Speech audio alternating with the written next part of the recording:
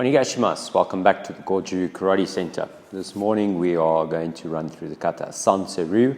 The interpretation of the word Sanseru means 36, and in some of the older descriptions it actually implies 36 hands. So Sanseru te. It's a very long kata, there's a lot of repetition and a couple of weird angles and quite a few variations that are seen across various schools of Goju Ryu. Again, this is going to be a very generic recording on the kata Sanseru to help people just get an understanding and get a grip with the kata and to help people build a level. As always, do as your sensei says.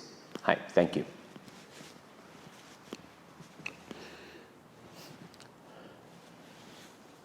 Step forward with the right leg, double chest block. Left hand back. Punch, block. Just the front foot, move forward. Right hand back, punch and block.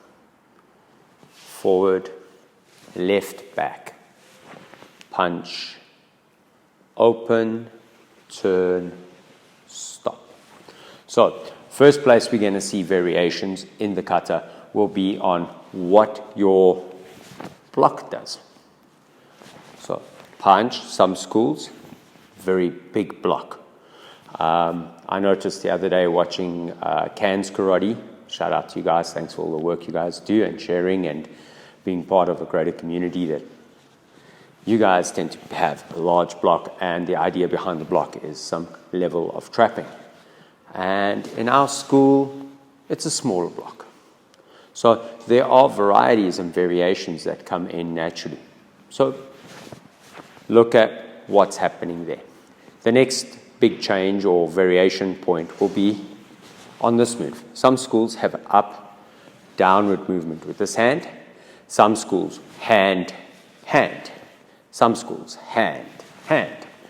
Okay? You tend to err on the side of both hands turning simultaneously and this hand very much like just putting your hand in a hikyuke position. As this comes down, what's important is what happens in your core. It's the compression you generate as you're preparing for the next movement, which is a strong pull back and break free. As you come back, turn your hand. A lot of schools encourage the making of the fist first. Thumb on the inside of the arm, slide the hand down as you draw the right hand up. That means the right hand is in a fist position in the chamber and this hand is down. Some schools stop with the hand on the center. Some schools bring it across over the knee. Okay? You move forward. The next movement, again, quite a few variations. Some schools tend to encourage the idea of dropping, scooping, striking. And you can have variations now resulting in the front hand pointing one way and the top hand, the striking hand, pointing the same way. Some schools will do the exact same movement and at the point of the strike, they will straighten this arm out. So that is quite common. The next option, I'm just moving a little bit further back for a different amount of screen, down the leg, straight and across. The idea of a pressing block and a strike, straight. Okay, so we've got scooping. We have got scooping in many different planes. And again, just go back to what your sensei says and why they say it, and it's usually got to do with how they're trapping the leg. 1, 2. Kick, long stance, kick, long stance, elbow strike, punch. So, clean wall. We were at the point where we were talking about the kicking. So, when you are in this position, some schools have this hand up-down movement. I think this is something that's been added for the sake of tournament. So, a lot of the time the hands are just kept in the downward blocking position and are kept there in a natural position. The mechanism of your maegiri and the stance that you land in Some schools use Hanzen Kutsudachi, some schools Zen Kutsudachi, and some schools even Sanchin Dachi. And very occasionally will you see somebody doing Mai Tobi Geri, jumping kick and land immediately elbow punch, as varieties or variations of the same kata. Okay, so I tend to have a long stance, elbow, punch. Generally speaking, if I'm square and this arm is at chest level, chudan level, that means this punch is at chudan level, same level. And the measuring is if I straighten this arm, I should be about a fist ahead. I do know that in some schools, the idea of the retracted hip to press the elbow forward and then a shortened version of the punch, that they're on the same line nearly, is another variation. Again, you follow what your organization and your dojo says. When I'm here, sliding back, some schools stop in a cat stance, some schools just transition through. But the idea is to sit on this back leg and then Kansetsugeri. Step across, turn, block. So the directions will be from the front, a 180-degree turn to the back, a 90-degree turn to the nearest open hip, which will take us to this side, and then 180-degree turn to go to that side. So if we had to allocate directions like they do in JKF videos, the front, the back, the right side, or the left side, I would be going forward, back, to the right side, and then finishing off on the left side. Okay, it is a repetition of the same techniques with the addition of a chest block, which is in the first direction.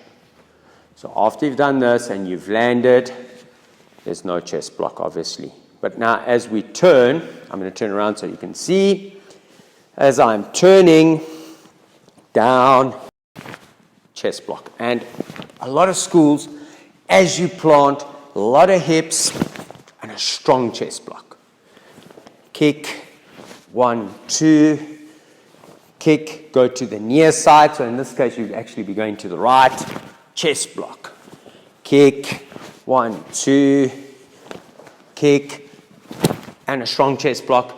And now you would be going to the proverbial left side and stopping. Okay, and on the fourth one, no Kansetsugeri. Okay, so we've gone through the kata. I've done this, double kick, to here, kick, turn, turn, turn, and I'm now facing the left.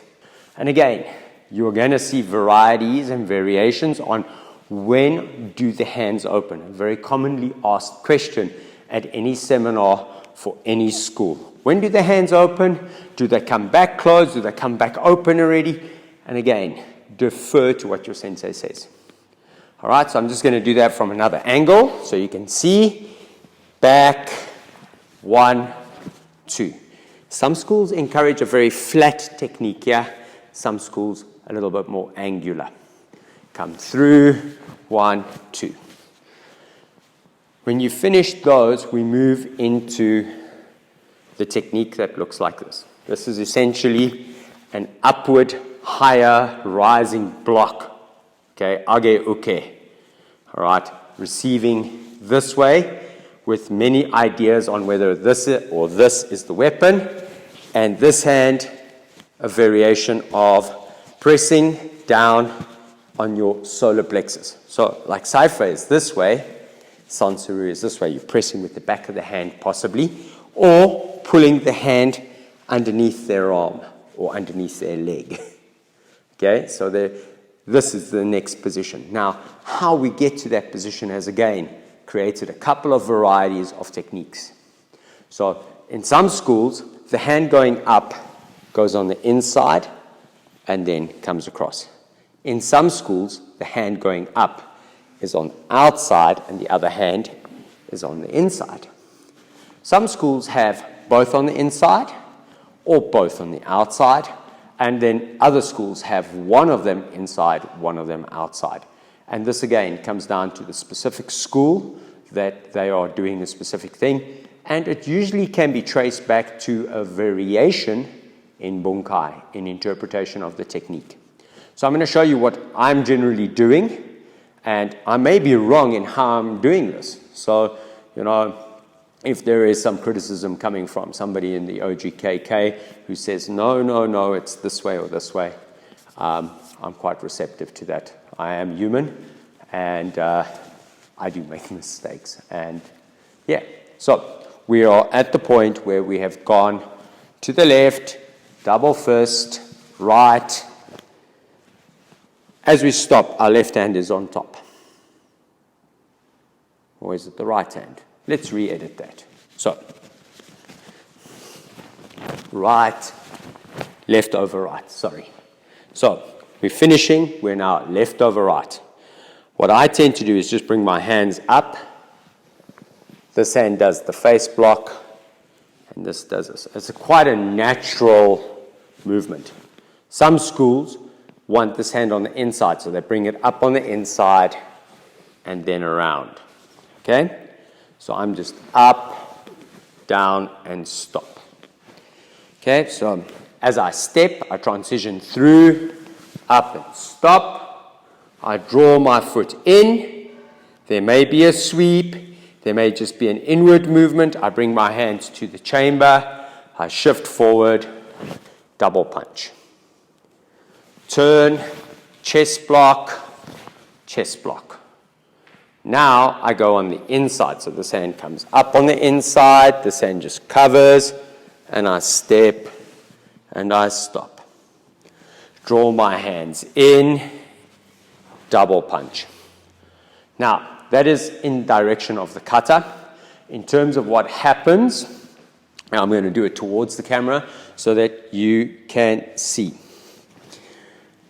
As I come up, this hand on this side,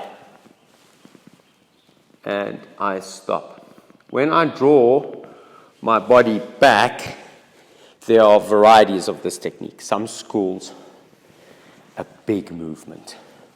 Some schools, smaller movement. Some schools place a lot of emphasis on the circularity of these movements. Some schools want the idea of drawing back and pulling in. Again, these are just different varieties of the same thing. One, then sweep, sweep, sweep. All different varieties. Or just a little bit of a draw in, making a bit of space, shift. Double punch, double punch. So you can have this way, this way, this way. It all depends on whether or not you are viewing this as if you are standing in front of your opponent. Your opponent has been twisted, you're attacking at an angle, and so it's different varieties because the line of targets are either on the inside of the body or on the outside of the body. Okay, and these double punches are generally speaking the kiai points in the kata.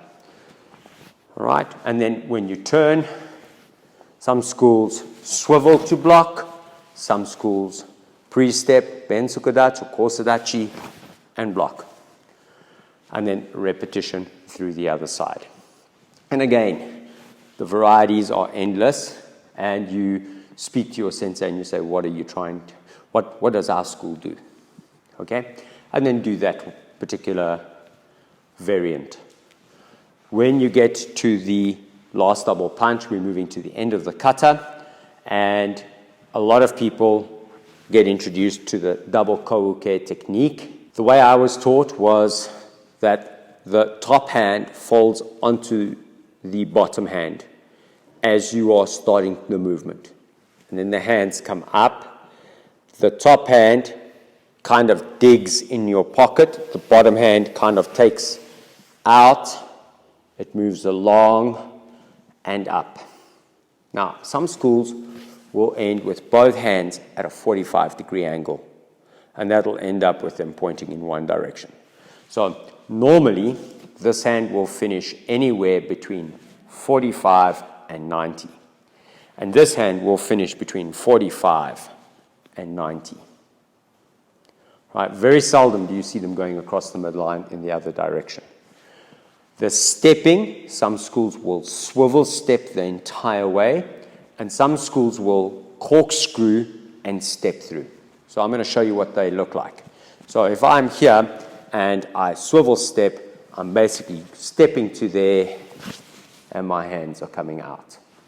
If I'm going to corkscrew and then step through, I'm going to twist my body, step through, and bring my hands out. Like I said, some schools will end here, some schools will end here, but very seldom do we see this hand here. Usually this hand ends anywhere between here and there. So there to there. This hand here to there. Down, down, up, whatever the ending is on your school. Consolidate your thoughts. Bow, survey the damage, make sure that there's nothing else happening, that it's safe to leave, it's safe to stop being in karate mode, and then retreat. Hey. So this is basic idea for Sanseru Kata. I hope you get something from it.